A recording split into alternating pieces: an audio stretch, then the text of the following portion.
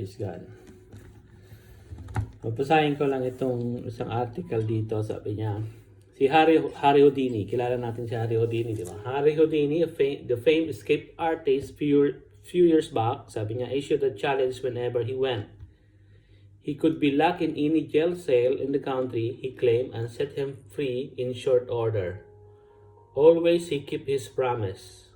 But one time something went wrong. Houdini entered a jail in the street in his street clothes. The heavy metal doors clung shut behind him. He took from his belt a concealed piece of metal, strong and flexible. He set to work immediately, but something seems to be unusual about this lock. For 30 minutes he worked and he got nowhere. An hour passed and still he had not opened the door. By now he was bathed in sweat and panting in exasperation. But he could not still pick the lock. Finally, after laboring for 2 hours, Harry Houdini collapsed in prostration and failure against the door. He could not unlock. But when he fell against the door, it swung open. It had never been locked at all. But in his mind, it was locked. And it was all, and that was it all took to keep him from opening the door and walking out from the jail cell. So minsan ganun tayo. Yung mga pinag-usapan natin, hindi minsan, malimit ganun tayo. Kalimitan, ang bandage natin, ang issue natin is yung nasa pag-iisip natin. Yung sabi nga is yung pagbabago ay nagmumula yung tamang kaalaman natin, kilala ba natin o alam ba natin talaga kung ano ang gusto ng Panginoon. So yun ang nagiging problema. At sometimes we don't do the things yung mga bagay na dapat natin gawin dahil akala natin hindi natin kaya, hindi natin magagawa, wala tayong power, wala tayong talent. We don't realize that God is with us. Akala natin ang door na yan ay nakasarado para sa atin hanggang isurrender natin sa Panginoon at nagkakaroon ito ng solusyon. We thought people's heart, may sponsor natin, cannot be touched until God touch them and we'll see the result that out of nowhere they just pay out. Remember ko yung pastor namin one time sa Qatar, tinutulungan namin yung dalawang nagtatrabaho sa gym. Meron silang sponsor na Qatari and he is a champion of kickboxing. Malaki ang katawan nung isa, yung isa naman payat. Yung dalawang Pilipino na yan, yung isa malaki ang katawan, matipuno, pero binubugbog sila ng kanilang sponsor, which is a kickboxing. Pero dahil merong karunungan sa physical therapy, yung malaki ang katawan, sabi niya, in crying out, sabi niya, kahit pa magaling siya sa kickboxing, kaya ko naman siyang isubdue dahil sa kanyang kaalaman sa pagiging pagiging physical therapist. So sabi niya, mahawakan ko lang siya, ay yung meron silang hahawakan sa yung katawan at kahit gaano ka kalakas ay talagang may gagapos kanila, kumbaga marirestrain kanila. Umiiyak siya dahil hindi niya magawa yon dahil natatakot siya. Of course, siya yung sponsor. So one time, nakarating ito sa OWA. Napunta doon yung Pilipino at pumunta yung pastor namin doon. Ang kwento ng pastor namin is nandun din yung sponsor. Ang laking tao. Nakaupo daw sila sa reception, nandun yung center table. Tumayo daw bigla yung sponsor sa galit. at nandun na uumbagan na yung pastor, and then sabi niya wala siyang magagawa kasi ang laki nito eh. At saka alam niya talaga kung sino siya. Kickboxing champion siya eh. But out of nowhere, bigla na lang pinakalma ng Panginoon itong sponsor na to, itong Qatari na to, itong taong na to. At gano'n lamang papuri ng pastor namin. Dahil akala niya talaga titirahin na siya, babanatan na siya. But out of nowhere, nabanggit lang niya na ang pangalan ng Panginoon, out of nowhere. So, sometimes there are things daily in our life we thought we don't have a chance. Wala tayong magagawa. Ganyan talaga yan. Until kagaya ni Harry Houdini, mapagod tayo. At wala tayong lakas. At suko natin sa Panginoon. Ang bandage or yung struggle natin ay depende sa action at sa paniniwala natin. Dito sa Numbers 13, sabi niya sa Numbers 13, magmumula sa 25, nandito na sinent nila ni Moses ang mga spies bago sila pumasok sa Promised Land sa Canaan. In-spy muna nila yung promise ng Panginoon sa kanila. Galing sila ng Egypt, and it's been 40 years, kailangan na nilang pumasok sa Promised Land. At sabi niya rito, at the end of 40 days, they returned from spying out of the land, and they came to Moses and Aaron and to all the congregation of the people of Israel in the wilderness of Paran and at Kadesh. They brought back the word to them, to all the congregation, and showed them the fruit of the land. Nagdala pa sila ng napakalaking tawag nito, grapes, yung isang sanga, isang bulto ng grapes. And they told him, we came to the land which you sent us, and it flows with with milk and honey. And this is the fruit. However, sabi nila, the people who dwell in the land is strong, and the cities are fortified and very large. And beside, we saw the descendant of Anak there. Anak, inyong, kung maalala natin yung kwento, na kung saan si David ay he battled Goliath. These are yung mga kamag-anak ni David ay kamag-anak ni Goliath. Ito yung mga higante. The Amalekites dwells in the land of Egypt. So may mga higante daw sa land. The Hittites, the Jebusites, the Amorites dwell in the hill country. So ito yung mga balita nila. The Canaanites dwell by the sea along the Jordan. So ito, nakakatakot na report to. Malaki daw yung mga tao. Magagaling sila. They're very organized. But Caleb quieted the people before Moses and said, let's go up at once and occupy it, for we are able to overcome it. Then the man who had gone up with him said, we are not able to go up against the people, for they are stronger than we are. So they brought the people of Israel bad report of the land, and they had spied out, saying, the land through which we have gone to spy out is a land that devours its inhabitants, and all the people that we saw are in it are great height. Matataas daw, malalaki. Gusto the Nephilim. Ito yung mga anak, sons of Anak. We seems ourselves like a grasshopper, so we seem to them. So ganito yung tingin natin sa ating sarili, para lang tayong grasshopper, or para lang tayong langgam sa mga ibang tao. Naliliit tayo. Hindi natin alam na kasama natin ang Diyos. Alam man natin, pero kagaya tayo ng mga army ng Israelite during the time when when Goliath is taunting them, to join nga sila. Alam nila na God is with them. Alam nila na may covenant ang Panginoon sa kanila. But only David acted out of that covenant. Alam natin na may covenant tayo sa Panginoon.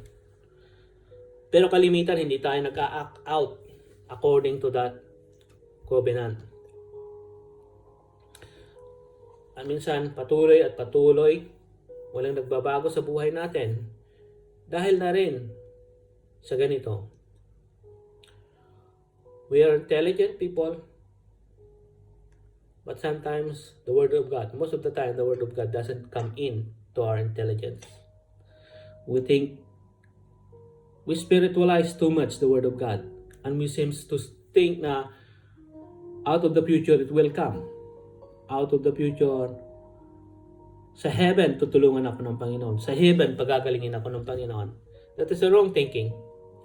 Kasi sa heaven, wala namang sakit. Paano ka pagagalingin ng Panginoon? And you are always in the presence of God. So, why do you need the help of God when you are in the presence of God?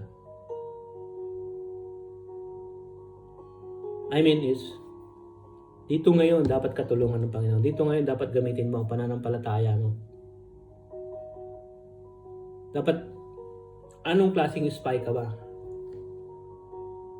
Are you a Caleb type of spy? Kahit ano yung nakita mo dahil alam mo, may pinakita sa iyo ang Panginoon. Kagaya ng mga Israelita nung tumawid sila sa Red Sea.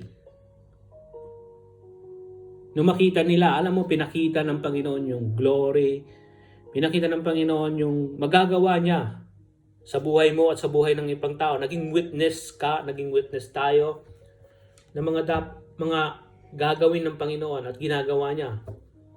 Ng mga Israelita nang tumawid sila sa Red Sea. Sa Exodus 14 verse 30, sabi niya, they are already in the other side. Thus the Lord saved Israel that day from the land of the Egyptian. And Israel saw the Egyptian dead in the seashore. So alam natin yung kwento, nahati ang Red Sea, tumawid yung mga Israelita, nakatawid sila, sumunod ang mga Egyptian, ang army ni Pharaoh, at ang ginawa ng Diyos, clinose niya yung Red Sea.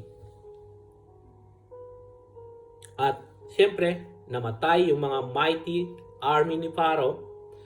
At doon sa seashore, nakita nila, sabi na, Israel saw, sa verse 31, sabi niya, Israel saw the great power that the Lord used against the Egyptian. So the people feared the Lord, and they believed in the Lord. One great thing about this is, nakita na natin. Kumbaga, nakasilip na tayo sa kaharian, sa glory, sa kayang gawin, sa kayang ibigay ng Panginoon sa atin. Kagaya ng mga spy na pumunta doon sa Promised Land, nakita na nila na maganda, fertile land, flowing with milk and honey. Yes, may obstacle. But there is a promise, there is a word of God. Kagaya natin, ano bang klaseng spy tayo? Do we have to understand always what's the word or what God is doing in our life? Yun ang problema natin eh. Kung hindi natin naintindihan, hindi tayo naniniwala sa Panginoon. Dito tayo nagiging mautak. Dito tayo nagiging magaling. Rationalizing what God is doing in our life. Well, in fact, sabi ng Panginoong Hesus sa John, sa chapter 3,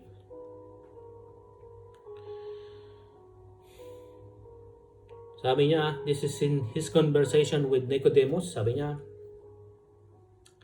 umpisahan ko na lang sa verse 5, sabi niya, Jesus said, truly, truly, I say to you, unless one is born of water and spirit, he cannot enter the kingdom of God. That which is born of flesh is flesh, and that which is born of spirit is spirit. Do not marvel, sabi niya, that I say to you, you must be born again.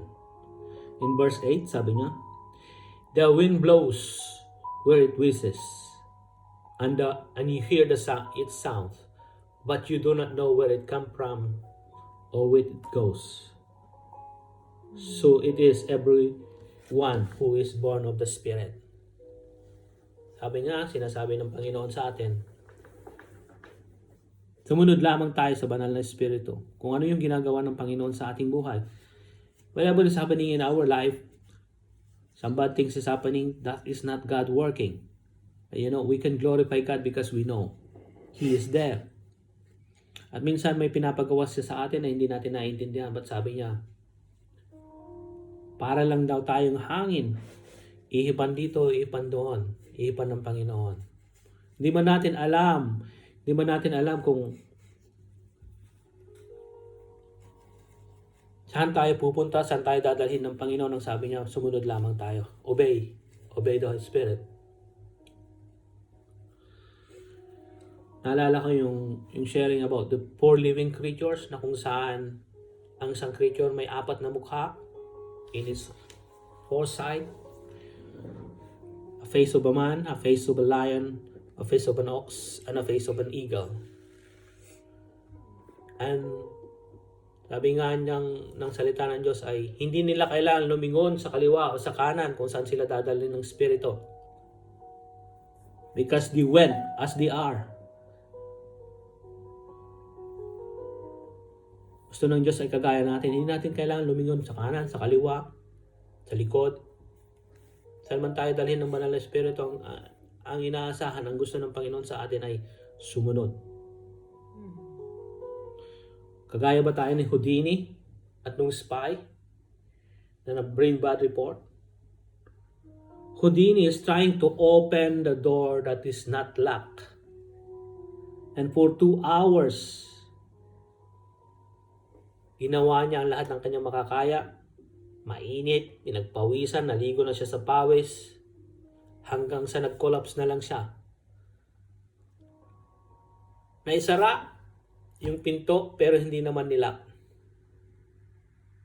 Minsan sa tingin natin, kahit sa ating kasalanan, alam natin pinatawad na tayo ng Panginoon, but all we are praying is forgiveness, forgiveness.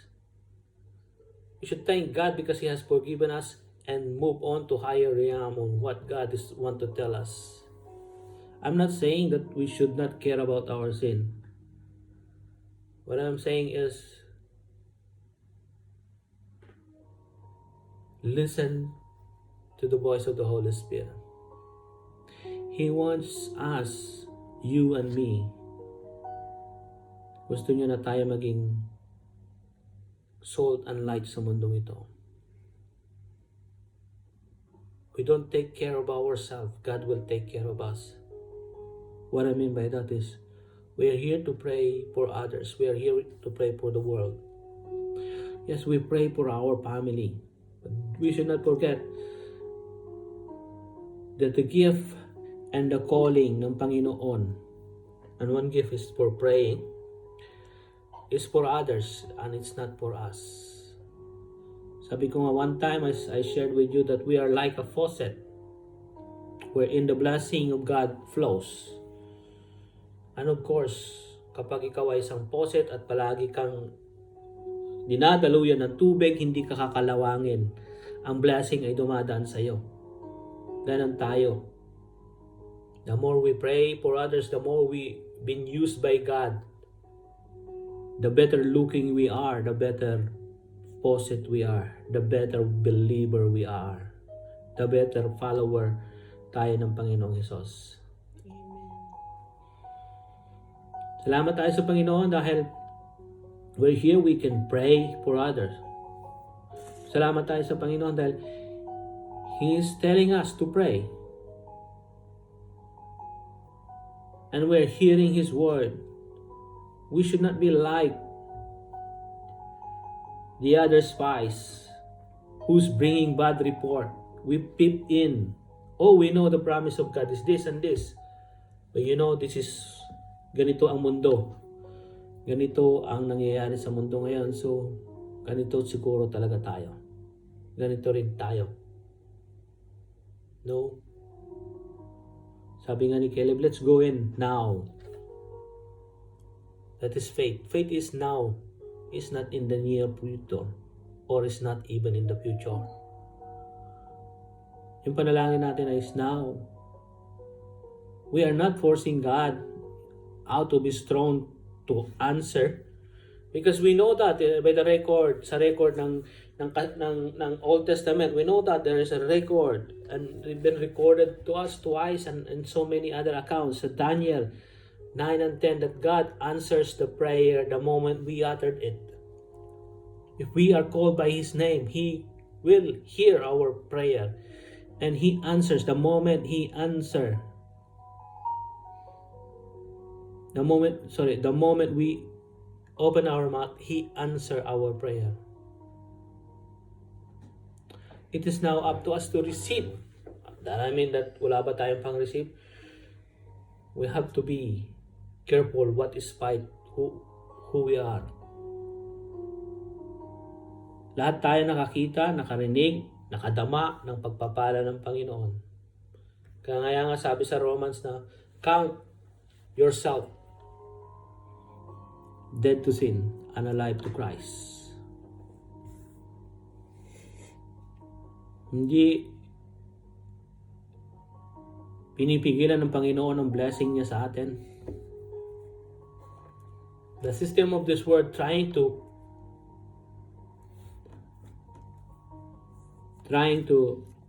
limit what we will receive. Our mind trying to limit what we can receive from God.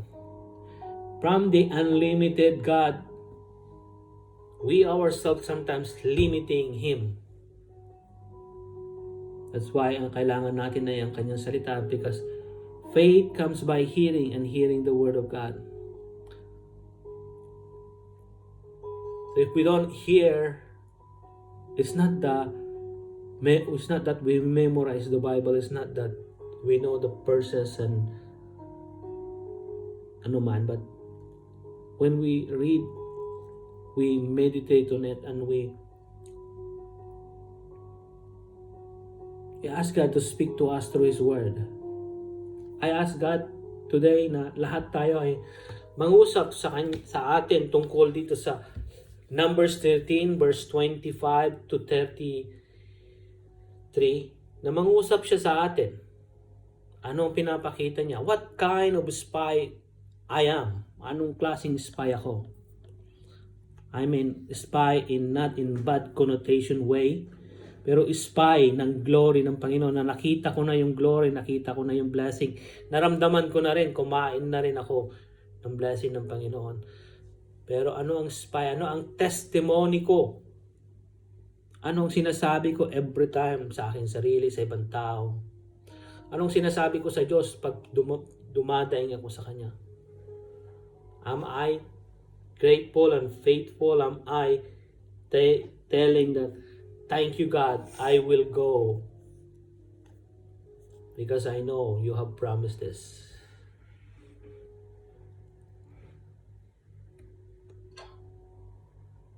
That I can go back. Anong sinasabi ng Panginoon sa Exodus 14 na kung saan nung pagkatapos tumawid ang mga Israelita sa Red Sea ay nakita nila yung mga Egyptian na patay sa seashores, nakikita. Nakaya ko bang balikan o maisip ko pa ba na ilang beses nang ipinakita ng Panginoon sa akin ang victory sa aking buhay mismo? At sa victory sa kanang buhay ng mga ibang tao, mga kapatid. Yung mga imposibleng bagay ay nangyari. Can I be a witness to that also? And believe and fear God is strengthen myself? Can I be like these people who the Lord Jesus told Himself na hindi ko man alam saan ako dadalhin ng Banal na Espiritu, ay susunod pa rin ako in obedience because I know God loves me. Yes. Lahat ng ito meron tayong kakayanan. Lahat ng ito ay we can either go straight towards the Word of God or we can rationalize our way. From time to time, we win by rationalizing, but as I said last time, again, you will become hopeless if you will eat in the tree of knowledge of good and evil. But if you are eating in the Word of God, if you are eating in the tree of life, you will never thirst and hunger again. Amen. Tayo manalangin. Panginoon, maraming salamat po, Panginoon, sa iyong salita sa araw na ito, Panginoon. Alam namin, Panginoon, sa banda ng pagiging faithful, kami, Panginoon, ay kulang na kulang. Alam namin, Panginoon, na ang dami mo ng Panginoon na pinakita sa amin, sa aming buhay, testimony ng mga kapatid.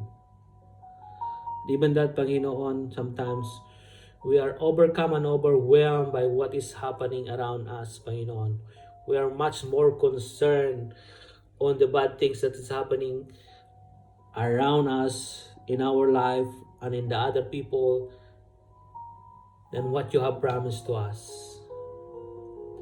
You said you will never leave us nor forsake us, but truly, God, the truth is,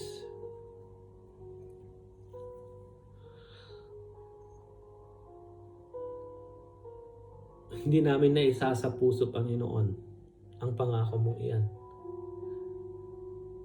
Lord, alam namin, Panginoon, kulang na kulang kami sa pananampalataya and faithfulness towards you. Lord, we know that you, by your grace, you will and have forgiven us. Lord, help us to be much more concentrated on the good things that you have shown. Lord, yung matataba, malalaking grapes na pangako mo sa amin, Panginoon, yung milk and honey that will flow, Panginoon, yung tubig, Panginoon, yung punong kahoy na sinabi mo nga po, Panginoon, sa Psalms, na kapag kami ay nagpatuloy sa iyo, Panginoon, ay para kaming punong kahoy na naitanim sa tabi ng river, O Lord God, wherein kahit pa sa tag-init ay hindi kami magkakaroon ng mga dahon na nalalagas, kundi ang mga dahon namin at fruit namin, ang dahon namin ay green. Amen. Evergreen in the name of Jesus. Amen. At tulungan mo kami sa aming pananampalataya, Panginoon, na makita namin, Lord, na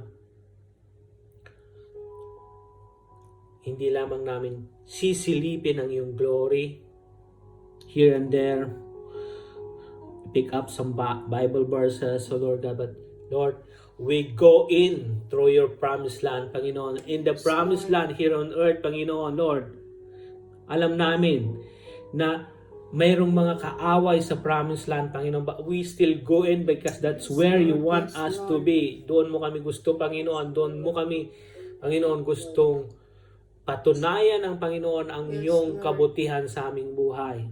Yes, Lord.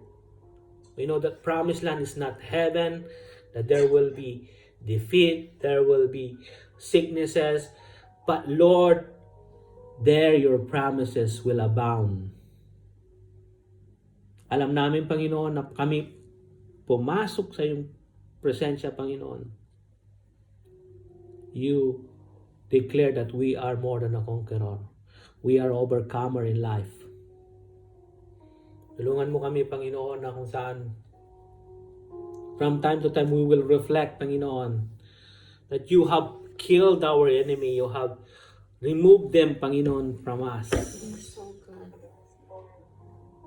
That from time to time that we are tempted to sin or to do things against your way, against you, Lord, we will tell to our soul and to ourselves that we are a child of God, that old things has gone and the new things has come. Yes, Lord. Lord, help us na parang isang sasakyan na pre-wheeling, Panginoon, na kung saan mo mandalhin, Panginoon. Lord, we can all do this, Panginoon, with your grace. Yes, Lord. And with a clean and heart and mind, Panginoon. Yes, oh God.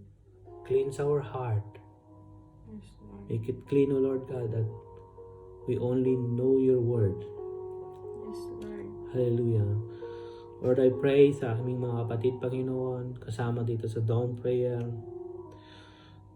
mga kasama namin na wala ngayon dito, Panginoon. Lord, I pray that they themselves will realize these things, Panginoon, na ginawa mo sa kanilang buhay. Yes, oh God. And I pray for our families, Panginoon. Grant them the peace, the faith, and the favor in Jesus' name. Yes, Lord. We're praying for the world and to our country, especially the Philippines, Lord, Yes, Lord. against this pandemic in Jesus' mighty name. Amen. We're praying that yung numbers ng infection will drop down in the name of Jesus. Amen, O God. Will drop down in Jesus' name. Hallelujah. We'll see the effect of your grace, Panginoon, in Jesus' mighty name. We will see, Panginoon. Yes, Lord. We'll see in the name of Jesus. Yes, Lord. Hallelujah. And we pray, Panginoon, for our country, Panginoon. We might not be knowing or we might not be much interested in this, but Lord, we pray that there will be peace in the West Philippine Sea, Panginoon. Lord, that Amen. yung mga China, Panginoon, yung China, Lord God, we pray that they will not continue on the track that they are going, Panginoon. Yes. Lord, we pray for the peace of the world in the name of Jesus. Yes, Lord. Hallelujah. Purihin ka, Panginoon, ng iyong pangalan. Purihin ka sa pagtawid mo sa amin, Panginoon, kung saan, Lord, you baptize us by the water and you remove the old man from ourselves, Lord God. Purihin ka, Panginoon, dahil nandito at buhay pa rin kami, Panginoon, sa pagpapala, Panginoon. Purihin ka, Panginoon, dahil alam namin, Panginoon, Lord, hallelujah, you're the one who will take us out from this trouble that we are in, whatever trouble we are in right now. Purihin ka, Panginoon, dahil alam namin, Panginoon, nandyan ka, kasama namin ang iyong banal na Espiritu. Narito nga yung Panginoon. We may be apart, Panginoon, but we know you are not limited because you are unlimited God, an unlimited God. Amen, Lord. You are powerful God. Purihin ka, Panginoon. In Jesus' name, amen. Amen. Amen. Praise God. Amen. Hallelujah.